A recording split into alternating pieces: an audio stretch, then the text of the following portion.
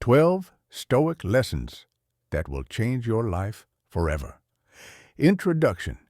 Soft ambient music begins, slow, meditative, almost ancient in tone.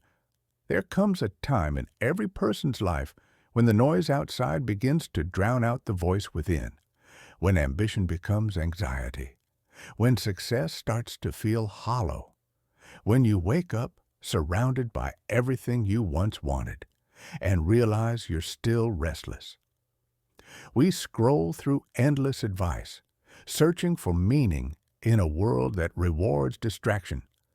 But the truth is, wisdom isn't new, it's ancient. It was written 2,000 years ago in the quiet reflections of emperors, slaves, and exiles, men who faced war, betrayal, and death, and still found peace within themselves. That wisdom is Stoicism, not a religion, not a trend, but a way of life, a philosophy of calm strength in a world built on chaos. It doesn't tell you to escape your pain. It teaches you how to endure it, how to rise above it, how to live with clarity, courage, and grace. These are 12 Stoic lessons that will change your life forever. If you let them, they'll teach you not just how to survive, but how to live. 1. Control what you can, accept what you can't. Marcus Aurelius ruled the greatest empire on earth, yet even he couldn't control his fate. Wars erupted, friends betrayed him, his children died young. But through all of it, he reminded himself, you have power over your mind, not outside events. Realize this, and you will find strength. The world is chaos. People will disappoint you. Plans will fall apart. Most of life is not yours to command, but one thing will always belong to you, your response. Every moment, life asks you a simple question. Will you fight reality or flow with it? You cannot control the storm, but you can control your sail. The Stoic divides life into two realms, what is within our control and what is not. Peace begins the moment you stop trying to fix what was never yours to fix. You can't control who loves you, but you can control how you love. You can't control the outcome, but you can control your effort. You can't control the world, but you can master yourself. And when you do, the world loses its power to shake you. 2. The obstacle is the way. Every obstacle carries within it a lesson. To the average person, hardship is an ending. To the Stoic, it's a beginning. Marcus wrote, "The impediment to action advances action. What stands in the way becomes the way." The Stoics didn't avoid difficulty. They transformed it. Seneca was exiled. Epictetus was enslaved. Marcus buried his children, and yet they each used suffering as a forge for character. What stands in your way right now, that breakup, that loss, that failure, is not there to destroy you. It's there to refine you. In modern life, it's easy to see obstacles as punishment. But every challenge is a mirror, revealing the parts of you that still need strengthening. Your patience, your discipline, your courage. The obstacle is not blocking the path. The obstacle is the path. And the moment you see that, struggle stops being your enemy. It becomes your teacher. 3. Memento mori. Remember, you will die. The Stoics began each day by remembering death, not to be morbid, but to awaken. Memento mori. Remember, you will die. To the ordinary mind, death is something to fear. To the Stoic, it's a reminder to live. Marcus Aurelius wrote, "You could leave life right now. Let that determine what you do and say and think." When you accept your mortality, you stop wasting time.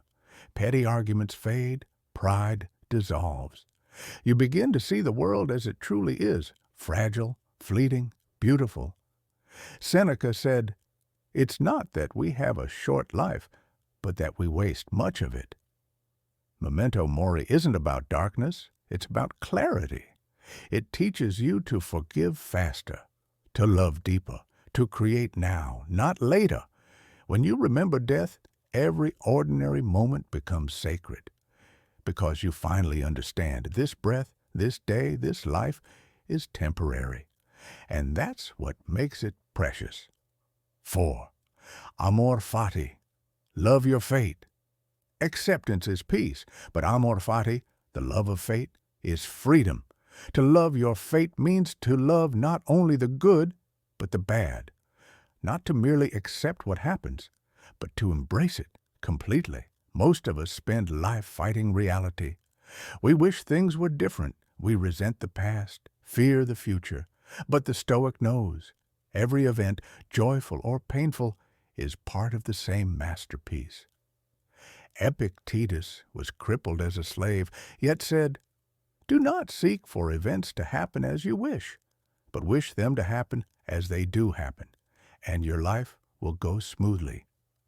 When you practice amor fati, even heartbreak becomes holy, because you begin to see the design behind the chaos, the wisdom behind the wound.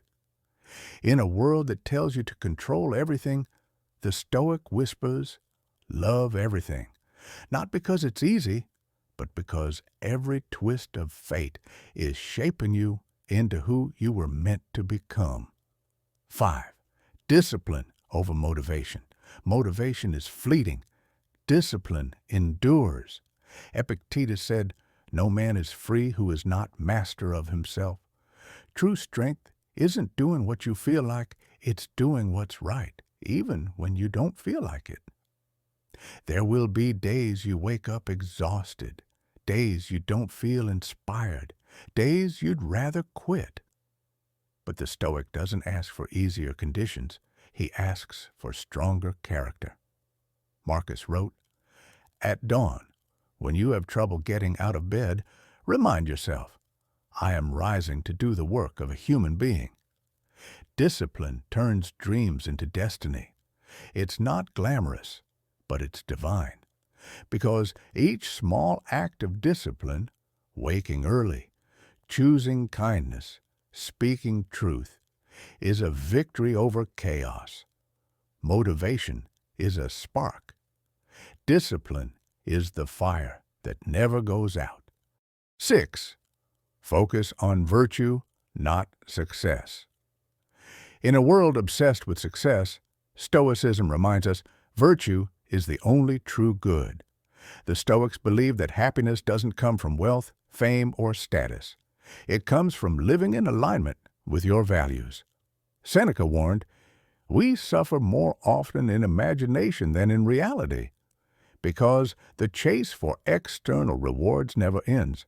But virtue, wisdom, courage, justice, temperance is eternal. When you focus on virtue, you measure yourself not by what you have, but by who you are. You become calm in failure, humble in success, grounded in every moment. Success is luck. Virtue is character, and character is the one thing life can never take from you. 7. Choose your response. Epictetus was born a slave, beaten and broken, but he realized something his masters never could. They could control his body, but never his mind. It's not what happens to you, but how you react to it that matters. Between stimulus and response, there is a gap, a sacred pause where your freedom lives. Someone insults you, you can lash out or stay silent. You lose a job, you can despair or start again. Pain arrives, you can resist it or rise with it. Your reaction is your reality. And when you learn to choose it wisely, nothing can truly harm you. 8. Live according to nature. To live according to nature means to live in harmony with reason, to align your actions with truth, not impulse. Nature doesn't cling, it flows, it doesn't rush, it evolves, it doesn't argue with what is. It simply is. When we resist change, we suffer. When we expect the world to obey our desires, we fracture. But when we accept that everything is temporary, every season, every feeling, every life, we return to balance. Marcus wrote, "Observe constantly that all things take place by change."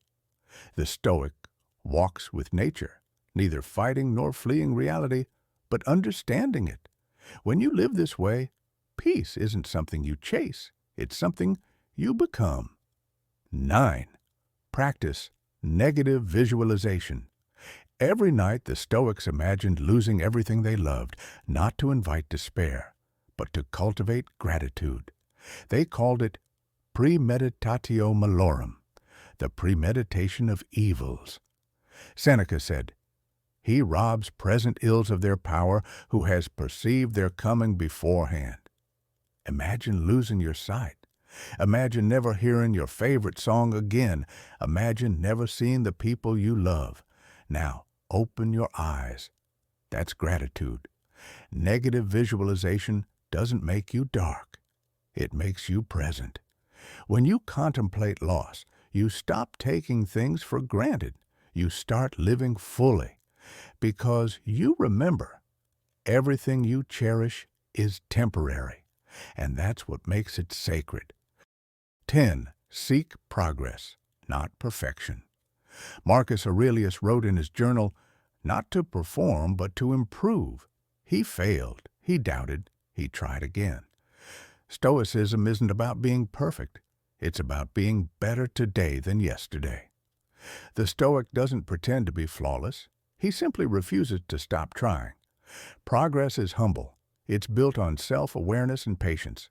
It's choosing to respond instead of react, to forgive instead of resent, to learn instead of complain. The world chases perfection. The Stoic builds progress, one choice at a time. 11. Serve something greater than yourself. Marcus wrote, "What is not good for the beehive cannot be good for the bee." The Stoics saw themselves not as isolated individuals, but as parts of a greater whole. To live well is to serve something larger than yourself, your family, your community, humanity itself. When life becomes only about me, it loses meaning. But when it becomes about we, purpose returns. Service humbles the ego. It reminds you that your actions ripple beyond your own life. To help others is to align with nature, because we were never meant to exist alone.